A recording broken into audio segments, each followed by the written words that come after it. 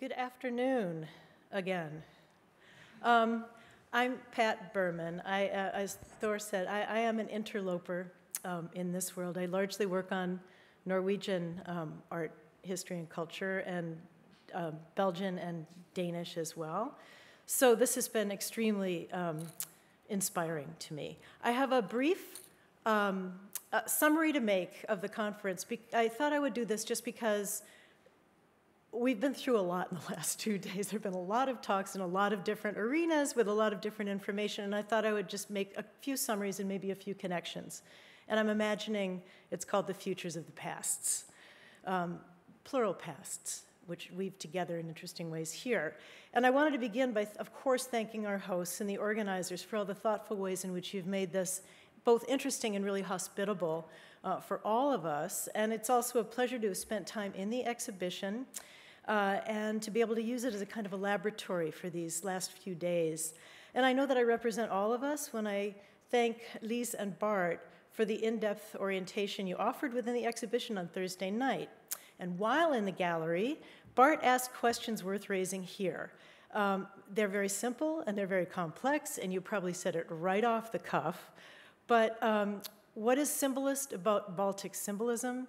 And what is Baltic, which is to say both local and intranational about symbolism? In the last 2 days, the speakers have each contributed perspectives on both particular histories and overarching questions that in some way interrogate these inquiries that you made. Because it's been a dense 2 days, I thought it helpful to remind us of where we've been and then open discussion to see what we've gained from thinking together in this way. I wish to add to Bart's question, when was symbolism? Because it's something that was both mentioned yesterday and brought up again this morning, so we'll see if there's time for that. In one sense, that question's entirely banal. Symbolism is a heterochronic concept, and as historians of the concept or the movement, or however one want to characterize symbolism, we all struggle with its slipperiness. Bart initiated the conference by reminding us of how the critical frames of symbolism have been reshaped, and in so doing, he reminded us of the tensions between the consideration of critical universals, which can have the effect of linking artists, networks, and morphologies on the one hand, and on the other, universals can carry the danger of erasing national or regional political specificities. As he reminded us in his introduction, as in his writing, the historiography of symbolism has been shaped by the Cold War binaries of East and West and under-examined outside of each of these nations, as well as the other nations that we study outside of the cultural sphere. We had two highly rigorous and productive keynotes, one of which was by Christiane Apele, who offered to us to consider the notion of the moniker Nordic within the Latvian intelligentsia and the symbol of the aurora borealis as an ideologically freighted identity. She further traced how that identity, in a case study of the complexities of cultural coexistence and national self-fashioning, operated, and she invoked an important and often missing element in discussions of symbolism, which means patronage and network building. She raised the question of Nordicness, one which we may discuss in terms of its ideological circumvention of both maybe German Baltic and Russian imperial cultural affiliations, but also one that Maria Lahelma parses in terms of its appeal to a mythical ethnicity, hiding in plain sight, as she argues, in the rhetoric of national purity. Within the antipodes of degeneration and mythically constituted purity, she asks us to analyze the operations of nostalgia, and she asks what both our historical subjects are nostalgic for and what we are ourselves nostalgic for as researchers. How does nostalgia manifest historiographically, and how do we know, because it was a medical diagnosis in its initial phases, how do we know when and how nostalgia becomes ideology? Our second keynote was Joop Leersen, brilliantly, who traced some normative operations mobilized to institutionalize, in a sense, nostalgia as politics as one of the discourses? What are the particular strategies of nation building that narrativize the transcendent and serve to demonstrate the distinctiveness of regional identity?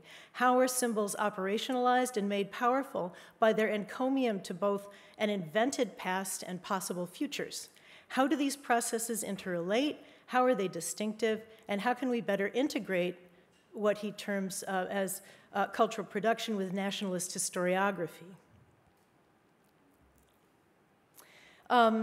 Linda Kalyunda argues that, this I wrote like in 10 seconds, argues that the cultural transfer among arenas of knowledge production, Romanticism and science, for example, trace the research of folklore collectors, ethnographers, and material culture preservationists, examining the intersection of empiricism and the very materials of romantic nationalism as codified by, for example, museum collecting.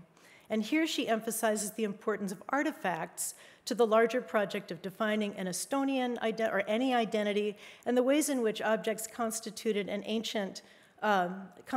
sort of an ancient notion, offering a strategy of decolonization through evidence of a pre-colonized past and a partnership with artists to be further examined by art historians.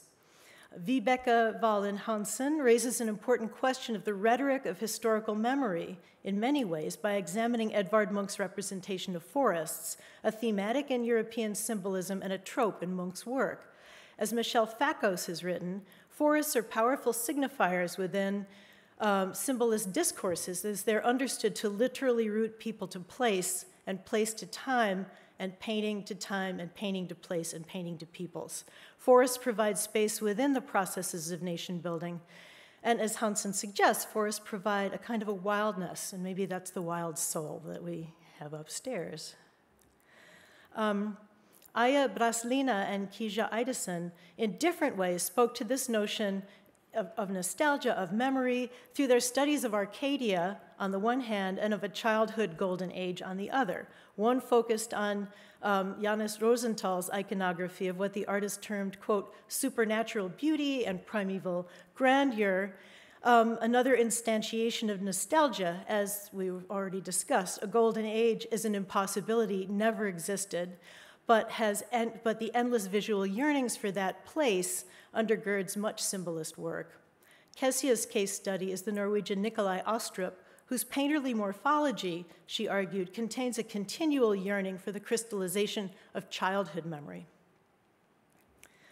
Irina Kosovska, in turn, intervenes by making strange the world of children's toys, dressmakers' dummies, and other simulacra as fetish objects which she terms ostensible entities, as their human companions, and their human companions prisoner of material. In doing so, she raises the important question of materiality itself and artifice as a strategy, which we also might want to consider as we discuss the works of symbolists. Inessa Kauteniskova offers the underside of the Golden Age by examining images of sex workers, and in doing so, she extends the temporal range of this conference and asks us to consider the dialogical nature of any golden age and national self-staging. If a goal of symbolism was to make manifest the unseen, what are the politics of being and performing available flesh? Pila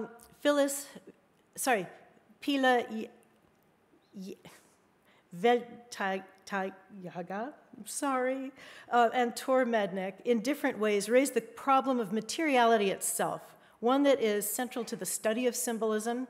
If symbolist work purports to represent or analogize the invisible or the ineffable or the spiritual, to how do we deal with its materialization? What's the problem with objects?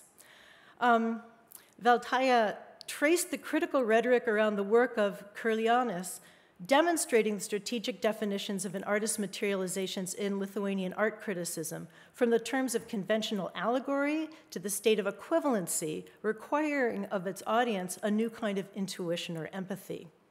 Mednick also grapples with the question of how to address materialization without physicality, how to mobilize thought alone, and proposes that an artist might both be in a space and not be in a space simultaneously. Christelle Papel, in her examination of musical atonalism, helps to consider the movement outside of anticipated reception, a corollary, I think, to the problem of materialization. With opticality removed from her conversation, Papel used Estonian modernism in music as a focalizer, questioning the boundaries and the rules of receptivity without visuality. I'm almost done. Barth brings an important feminist perspective to the discussion, tracing disparaging attitudes towards women artists in the sparring of Emilia Grosito with the press, his close reading of Fantastic Landscape and its relation to coded discourses of esotericism as practice and social commentary, as a space of both degeneration and regeneration, and as we heard, perhaps a plan for a stage, brings a new set of questions potentially to that work. Finally, Jannis Krelins and Phyllis Connors brought to bear the important reminder of the transcultural circulation of images and ideas through print media. Connors opens the discussion of the dissemination of British aesthetic theory and the European-wide entanglements throughout the Baltic region, staking a claim to the idea of musicality through Walter Pater inter alia Benoit. And Jannis points to a form of mass circulation in which the mechanical and the handmade create a curious hybrid form of visuality and literary identity in his study of ephemera. And he reminds us of how critical it is to think integrally about material culture. Throughout, the comparative, intersectional, and intra-regional approach to Estonian, Latvian, and Lithuanian cultural and material production offers the opportunities to think collectively and hold new conversations about this geography and the problem or project of symbolism. And with that said, I open the floor to our speakers and to a larger conversation.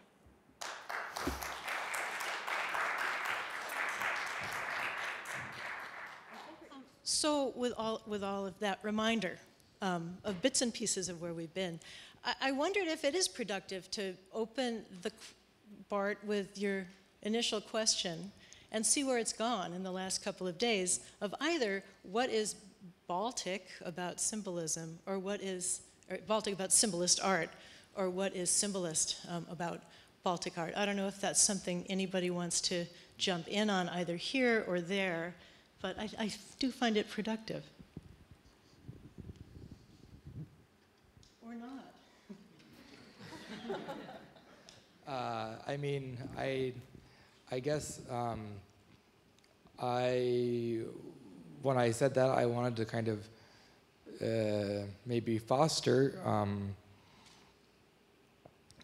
maybe not an ambiguity, but maybe a skepticism, a healthy skepticism towards labels that sometimes we take for granted, both in terms of symbolism as a style, especially because in this local context, it isn't used as often, and Estonian and Latvian and Lithuanian art historians often categorize and write their own art historical narratives rather differently. And also, I think, because I think the word Baltic means something, now it means something very different than what it meant at the turn of the 20th century, which is also kind of why, at the very beginning of the conference, or only yesterday morning, I wanted to highlight that Baltic exhibition in Malmö in Sweden in 1914, and to see that there even exist, of course, competing ideas of who is claiming to be Baltic and who was included and who was excluded and why. I mean, I personally have lots of opinions about this, but I wanted to kind of maybe step back a little bit and hear everyone else's kind of, I don't know, ideas about this. What I like about the Baltic frame is that it's almost impossible to become essentialist about it. You can try and talk about climate and birch trees and, you know, cold, you know, wet, discomfort in material life, but that's not really bringing us very far. And in fact, that is a positive thing. When we think of the Baltic states, the frame is now a political one. These were imperial borderlands, contested, very flew in their vertical stratification of cultural differences and in the heterogeneity of the populations and their cultural traditions, but what they shared was a political fate. Independence in 1919 and a loss of independence a few decades later, and in between a gravitation towards authoritarian one-party state systems, as most of Central and indeed Western Europe were at the time. So I think it's very productive to have a political frame for the study of a cultural movement, so that we do not just interpret symbolism as something driven by aesthetics, driven by taste, driven by the dynamics of convention and innovation, but that we take the institutional, the political, the social determinants of this aesthetic agenda very much as part of the deal. So that's what, for me, was the big bonus. At first I thought, Baltic, you know, what are we doing? But that you know, square pegs round holes thing actually works for me, because it forces you in some sort of ungrammaticality to rethink the political and the aesthetic all the time. During these past days, I've been thinking a lot about these features that we often consider as genuinely Baltic, or somehow specifically characteristic to Baltic arts and to Baltic culture at large. And this is this being at the borders, being at the open to influences coming from Russia, coming from Germany, from Scandinavia, from different countries and directions, and also perhaps this kind of belatedness of modernization and belatedness of modern art trends. But after hearing these papers for these 2 days, I think it seems to me, at least, it would be more fruitful to think of these special features as more pan-European, and to look more openly for comparisons with different areas in Europe, which were also characterized by this multi-directional influences coming from different directions, and also where this kind of development of national romantic identity and modern art was belated in comparison to this just few central countries in Europe. So, and I think this kind of flexibility and openness in looking for new and seemingly perhaps even absurd comparisons could be one fruitful way how to think of the history of the Baltic arts and its relations to society further. Thank you. Wholly agreeing with you. I think that these 2 or already 3 days highlighted various meanings of the Baltic, various meanings and various layers of symbolism, many interacting layers of identities, of nationalism, of other notions and concepts that have been important for our history and in many ways are important in our lives even today, so that they are numerous, continuous, invisible processes now going on in our heads. We are thinking it over, reworking, processing, and drawing parallels, and they will appear, I think, in our research and in many other ways, directly and indirectly. But there's one small aspect, a detail that I have been thinking about with regard to this Baltic exhibition in Malmö in 1914, and Bart is the best informed person about this project, I think, among us here in the panel. And I've been thinking perhaps neither somebody from Latvia or Lithuania was represented there because they were just provinces of the Russian Empire, not independent states. It was not important to represent them here on their own, or there was some other reason. Yeah, I think Russia was the last country to sign up and agree, and it was very last minute and very hurried. And actually, they broke the rules because they weren't supposed to show anything more than 20 years old at least.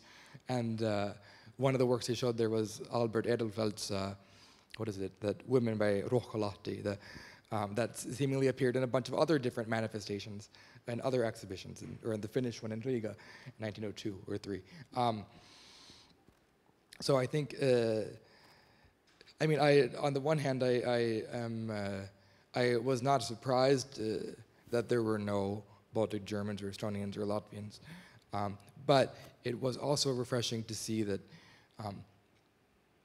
there are simultaneous discourses about the same thing, that you can look, and at the same time these Swedes and Estonians are both talking about it, which is important, because I think I'm really glad, Linda, that you mentioned this belatedness, because I think it is a very useless term.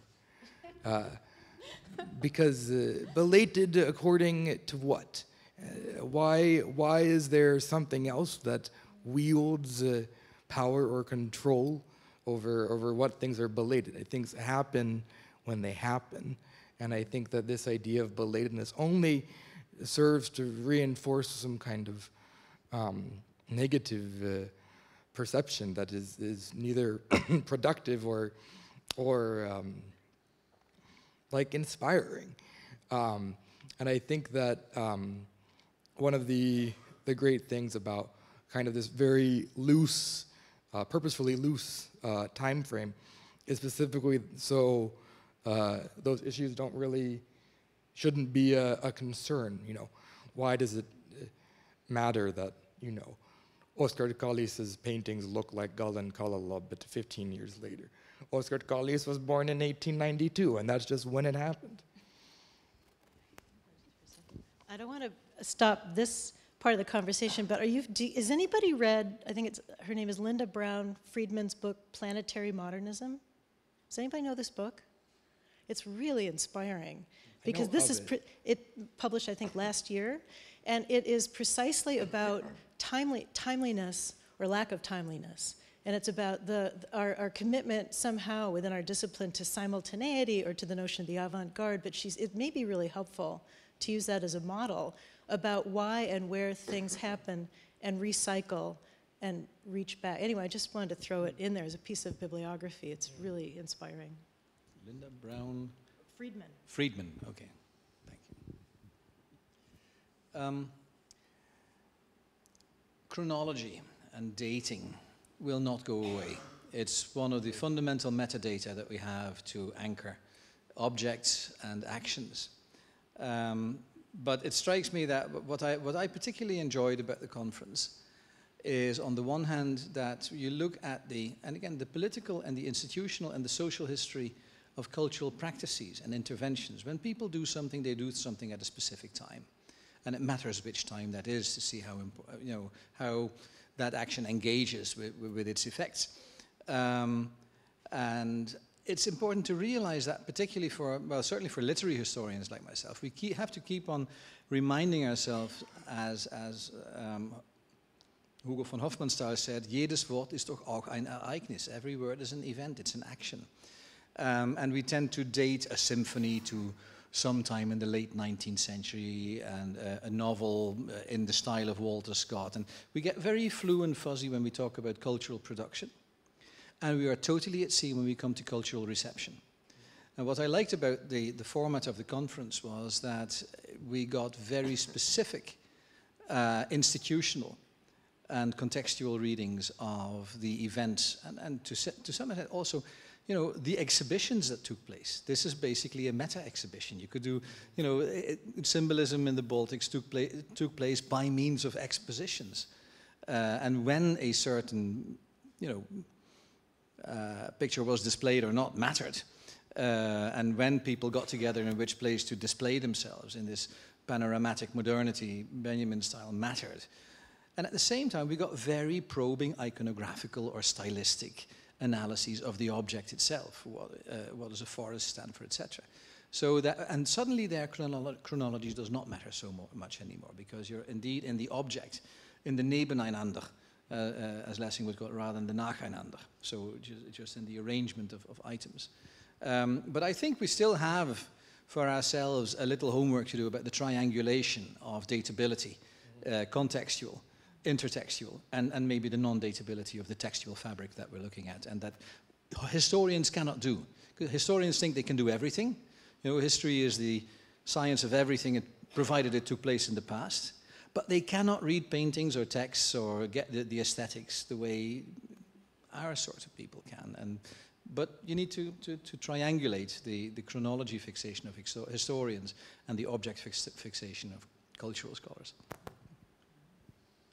I think also in what comes to the chronology of the dating of visual objects or images, then it's also, we usually know the production dates or the years, but then it's also, one should think about circulation and reproductions, because I think especially for the Estonian, Latvian, Lithuanian audiences who didn't visit the exhibitions in the centers that often, and not that many art exhibitions were organized in the Baltic provinces, and perhaps these kind of reproductions as postcards or in journals in the media might have played a bigger role, and hence also it would be interesting to trace that. When did certain images that we nowadays regard as very essential to nation building, when did they actually start to play a role for the wider audiences? So just to follow up this dating question.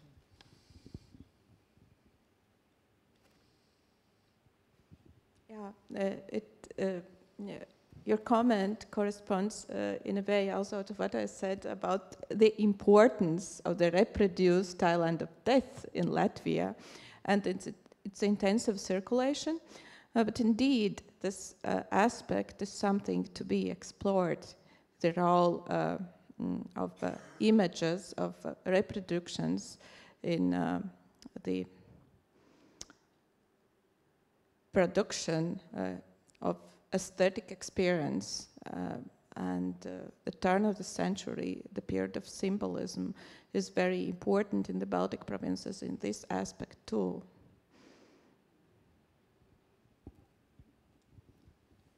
Sorry, a very naive question, but how does cinema play a role in any of this at the turn of the century?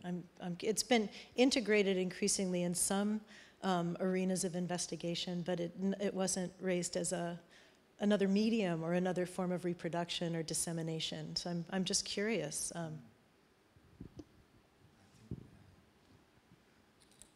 Well, I see a show of hands there. There's surprisingly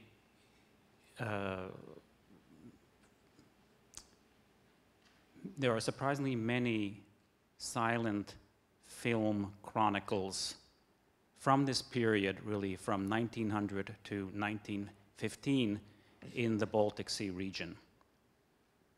Surprisingly many. I didn't believe it, and the only reason why I can say this is that since 8 years back, the Royal Library, National Library of Sweden, also, of course, is multimedial in the regard that legal deposit legal deposit has functioned even for film and television and sound since around 1970, but there is a retrospective aspect which is basically coming through the Swedish Film Institute, which is doing these things. So in other words, it's non-commercial film clips, and of course we know that there was a great propaganda agenda at this time. So the First World War film is used by all during the First World War to promulgate certain messages. Doesn't mean that it's all easy, it doesn't mean that it's all easily accessible. A lot of it is digitized, a lot of it isn't digitized, a lot of it is unknown. A lot of the nitrate has already done its job. It was going to be a question that I had, so thank you for raising that question. So, and sound in general, we also had the chamber music sound yesterday, but otherwise sound is also a lacuna, an absolute lacuna, as if there was no sound in the Baltic at this time, or whatever. It strikes me, this is an archival problem really, because this material is very hard to store and to reproduce. And we're only beginning to unlock it digitally now. I know that for musicologists, a lot of wax cylinder recordings were made by ethnomusicologists in that period, and many of them are very well kept. And if we're looking at the interaction between folk music and the English School of Music of Vaughan Williams and that school, the wax recordings are coming to light that were made by Percy Granger, and they're very, very interesting. And I'm sure, but we're still in the heroic years that we're still finding these things abandoned in attics. We're still finding nitrate prints that were lost, and we suddenly have the complete footage of Abel Gonçalves Napoleon. We're still reconstructing the record here. In my own field of expertise, Irish cultural and political history, there's a great store of material also made for the diaspora market in America. And what strikes me there is you get a typical combination of the documentary and the dramatic or the melodramatic. So you get staged plays, actions, narratives, drama, but very often with intertext saying, the shot here was taken in the actual location in Ireland at the Lakes of Killarney. So you get a picture postcard giving you the authentic thing and serving a documentary role. Or the mother welcomes her lost son back home. Intertext, this is the famous actress from the Abbey Theatre and she's wearing a dress made by something or other. So it's both doing a documentary and a dramatic narrative thing. But I don't think it's symbolist. We get things dramatizing a Polish school quarrel in Silesia in 1910, where Polish language rights in the Prussian school system are dramatized. But it's very much the belief that what you have here is direct access to political reality. So I'm wondering at what point we get this symbolist, if you like, mistrust of what is beyond the represented. I don't know if you have any ideas on that. I just had a quick thought to add, and then back to all of you. But I wasn't asking the question specifically about symbolist cinema at all, but cinema in general, because so many of the artists that we examine, of course, were great consumers of all kinds of popular culture and were inspired by all kinds of visuality. And so it's interesting to think about the flickering surface, the moving surface, the ephemeral surface. I just was sort of thinking about that, as well as the ethnographic and ethnographic collections. And I was going to ask you about recordings as well, and the relationship between folk recordings, so-called, and then more elite musical forms, thinking about music as part of this all-over intermedial conversation, which I'm more familiar with elsewhere, wondering what is in your studies, what you've encountered. There were musical recordings, there were also recordings of different languages, so recordings done out of linguistic interest. I think even during the First World War there are some famous recordings of Finno-Ugric languages.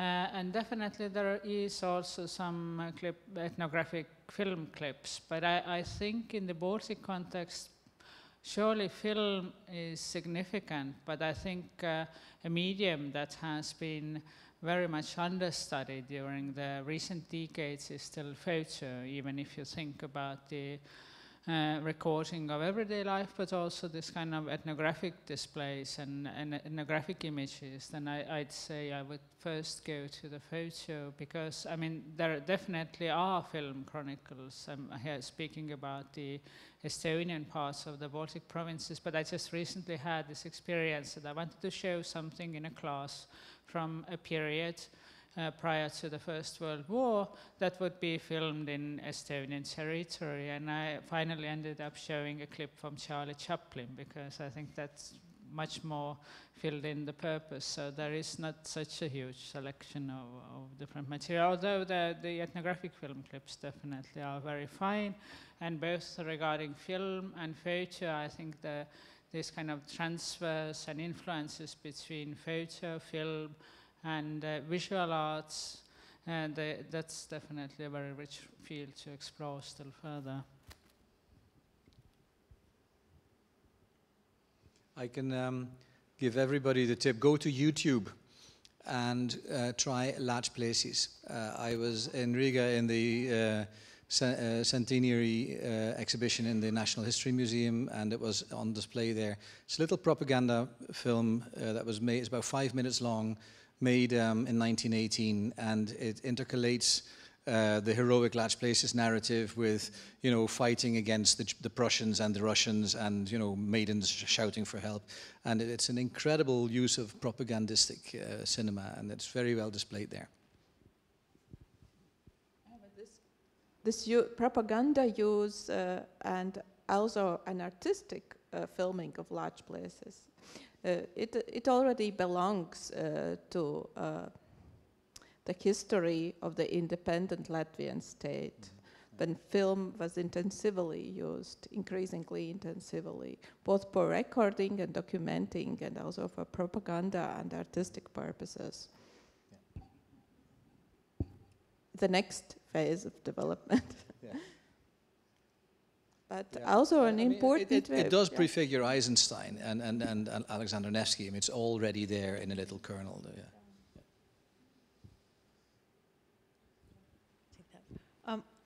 We get to, as you all have done who have spoken, there's a red clock up there counting down, and we have about 18.5 minutes more before we have to leave the auditorium. So it is beyond a good time to open up questions and open up maybe different dialogues to everyone in the room. I would like to just underscore that we have had a wonderful literary historian in our presence. We have not had a cultural historian commenting matters. And I will just briefly, very quickly go through about 5-6 points, very, very briefly, just to show what I mean. First of all, and very significant, of course, the only unifying factor for the region really is Middle Low German. It's a linguistic unifying factor. Middle Low German, which is the #1 unifying common denominator, which of course also is very interesting that we at this particular conference decided to speak Latin. In other words, a tongue which is usually used in the world even today as a foreign language which you learn, as opposed to a, not only native language. So that's, first of all, we didn't choose the derivative of Middle Low German, modern German. We used English, Latin. Second of all, administratively, we haven't touched upon the administrative region. This is a very autonomous region during the period which we are discussing. It's an autonomous region which is undergoing great, great transformations due to Russification and so forth. But let us remember that in its basic form, this region's administration is Swedish. This is the 18th century Swedish system, basically, which is incorporated into the system of the Russian Empire at the same time that St. Petersburg is founded. So I think that is extremely important. Let us remember that at this time, there are 8 major universities in Imperial Russia at this time, and only 4 of them have Russian as their language of instruction. Thirdly, we have been very eager to have this, our colonial perspective. I admire this. I think it's extremely post-colonial, colonial and everything. I think that we have totally been guilty of this ourselves. We have said nothing about Jewish culture in this region at this time, which is extremely vibrant. And we have also basically excluded some of the eastern regions of the Baltic there, just that. Fourthly, we have beaten the drum of women's rights and so forth. We have not recognized that, first of all, the oral culture of this region is basically all produced by women, almost 90+%. It's produced by women, has been produced by women. And of course, we haven't at all mentioned the fact that the two places where suffrage, the first place is basically in Europe where this was the case, was Finland and the historical Latvian territories during the 1905 revolution, where women had the right to vote. We have not mentioned religion, the reconfigured religion. Religion is constantly being reconfigured. Religion is not only old system. I'm thinking about everything, Eastern Rite Christians, you know, there's everything here you want. We already mentioned film and sound. And I think that, you know, if we take those points, we realize that we've done a wonderful job, and we have a much better idea of where we're going today at 5 o'clock than we had yesterday morning. And I think that's a tremendous, tremendous, tremendous, tremendous sign of success, which the organizers of this conference should recognize.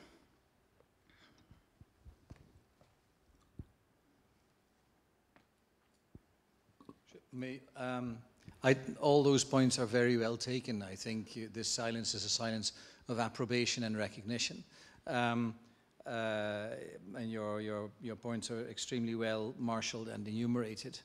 I might perhaps rubricate some of them under the heuristic opposition between country and city. It strikes me that this is an area with very strong city cultures and one major metropolis, the third city of the Russian Empire, and very strong bourgeois cultures that carry institutionally a progressive, modern, contemporary artistic life. And at the same time, a countryside which is far less, you know, engaged with 19th century modernity than other rustic areas of Europe. So Raymond Williams's idea of the country and the city is you know, on steroids in this part of the world. You have, you know, people sharing a very modern, progressive urban culture and having a look towards a countryside which is symbolically extremely important for them, which is miles removed from that culture. I might add that particular one to one of the takeaways of the, you know, lines you could shoot through the complex of the Baltic area. I guess one could add to this that we haven't spoken very much about class either, which we have very much spoken about nation and ethnicity, but not that much about class. And that, of course, relates to this urbanization, industrialization, and all these developments happening along with modernization. So I think there's definitely a long list of phenomena that needs still to be explored. If one should continue this list, then I don't think we have that much also talked about canonization. I very much like Kristina Jõekalda's comment that when we study these seemingly endless representations of nationalism and ethnicity that were produced in thousands and millions of copies in the 19th century, then how do we find the ones that were significant at that time?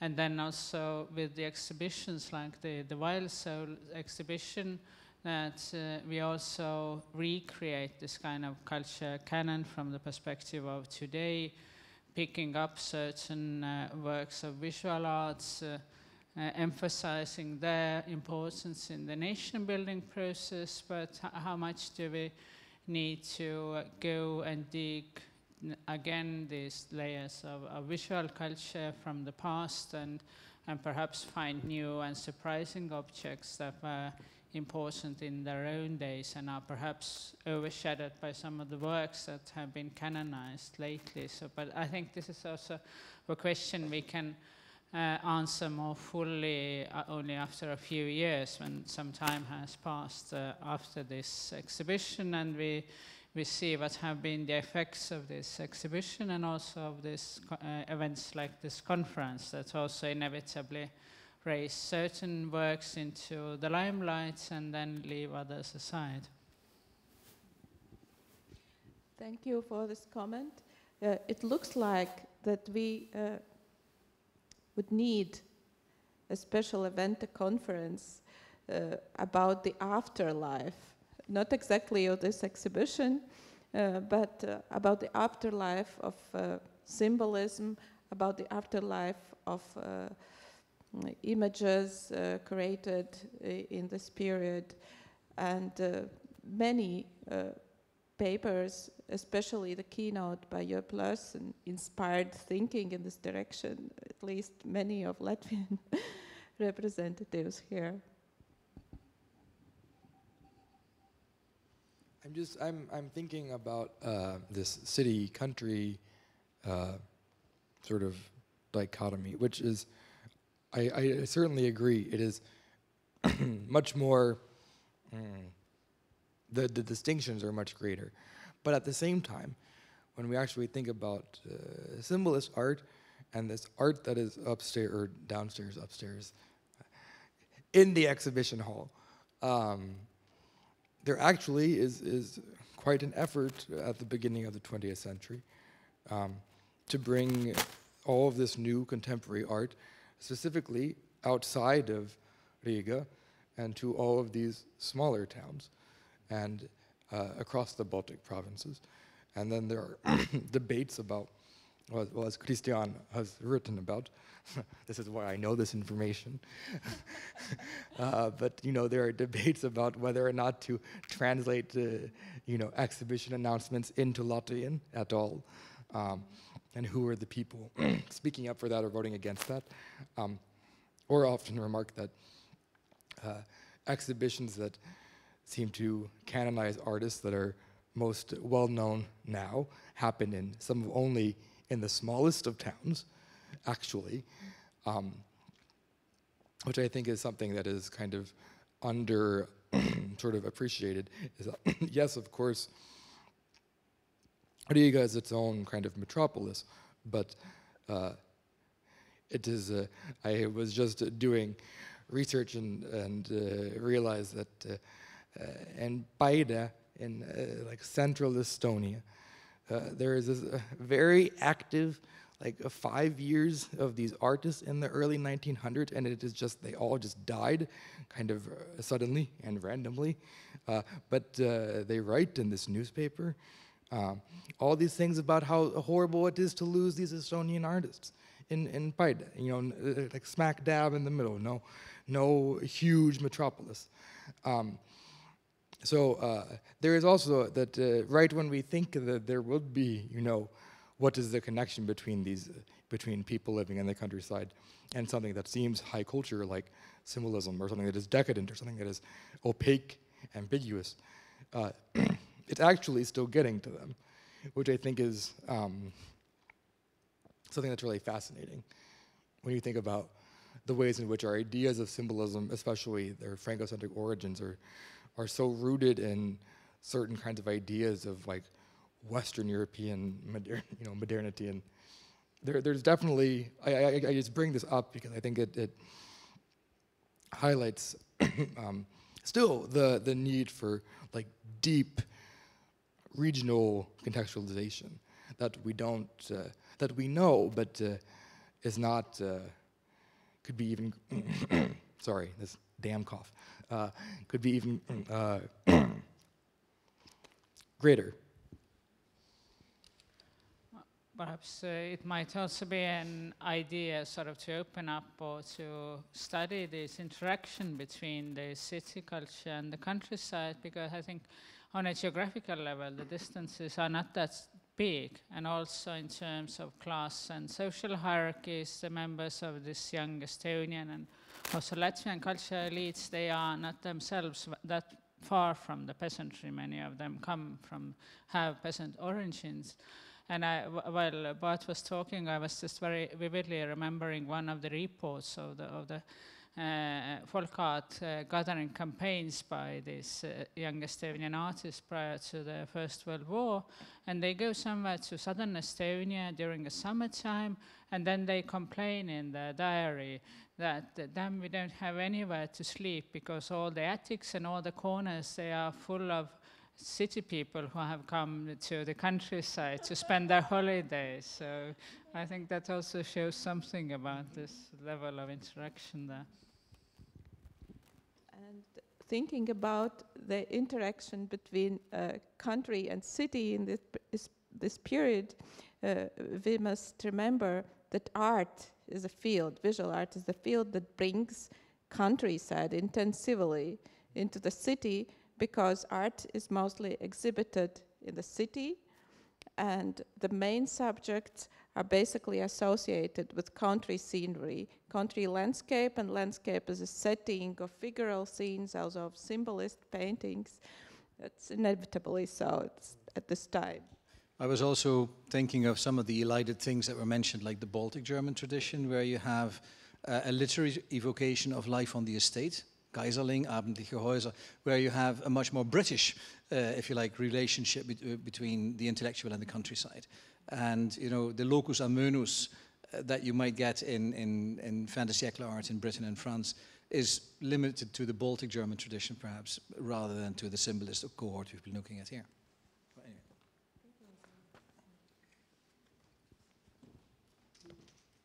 I wanted to make just a short comment about something we didn't touch upon, which is the duo, or sometimes maybe even triple, national identity of some artists.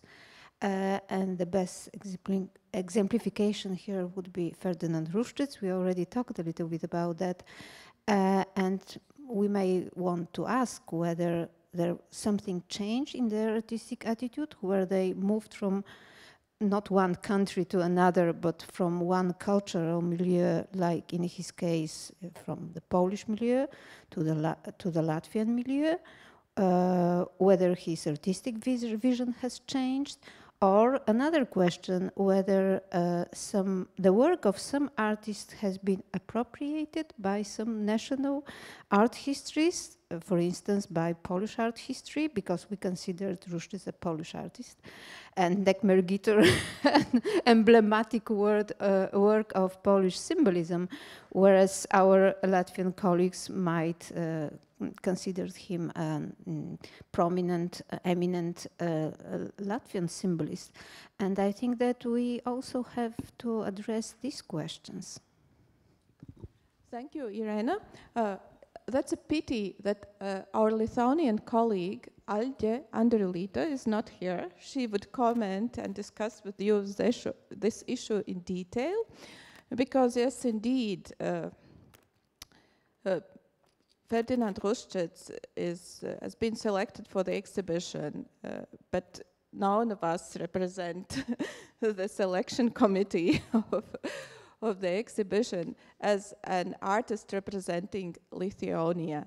And he was a Vilnius-based artist, and it doesn't mean, of course, that he is an ethnic Lithuanian.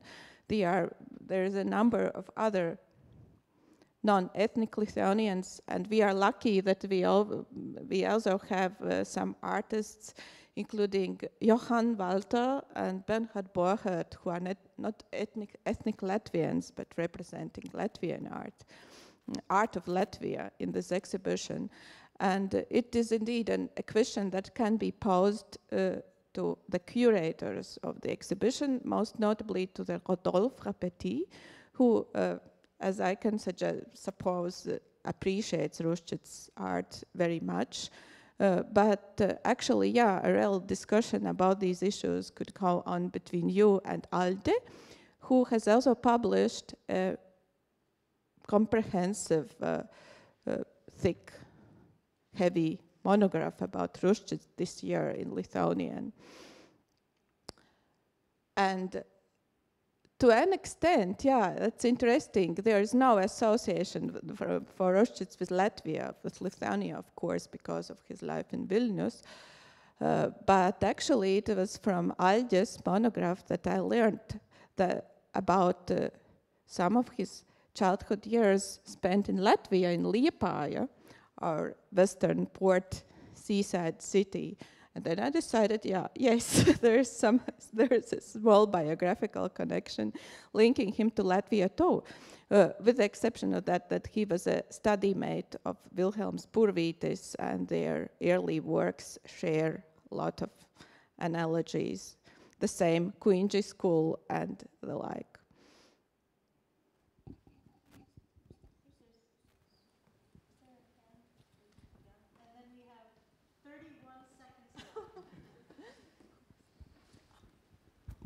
Very quick. Yes, there's also the example of Stobruskas, too, who has Lithuanian identity on the one hand, but Polish on the other. And he and his wife, Julia, ran the salon in Warsaw, of which Trolonis was a part. So he was very important in young Poland and the Polish symbolism, and then moved over to Lithuanian and then back. Well, at this point, the clock has just run down. Mm-hmm. So on behalf of an interloper who has been fascinated by these last few days, by the exhibition, by everything we've all learned, I would like to thank you all, and thank you to the audience. And I look forward to the future of these histories. That's all I can say. Thank you. And at this moment, it seems important to say once again many thanks to the hosts of this exhibition. Thank you. Actually, to on those, behalf of yeah, Kumu, I just wanted to the thank you all. Of Kumu, and most notably to Tiiu Parbus, yes, who did a lot of invisible work to make and also everything Christiana, who has been actually the part of the conference board from the beginning, and who's really has done a very good job from this Latvian and Lithuanian direction. So thank you all. It have been very, very full and intensive and very interesting days. And as you know, there will be tomorrow, there will be the last day of Wild Souls exhibition. So I think it has been a very good end for this quite a long journey between Paris and the 3 Baltic states. So thank you all.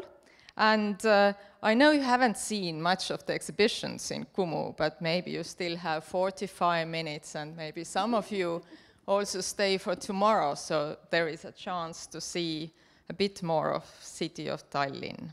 But next year there will also be a Kumu conference, hopefully in March 2020, and we think it will be dedicated to female artists, so more feministic approach.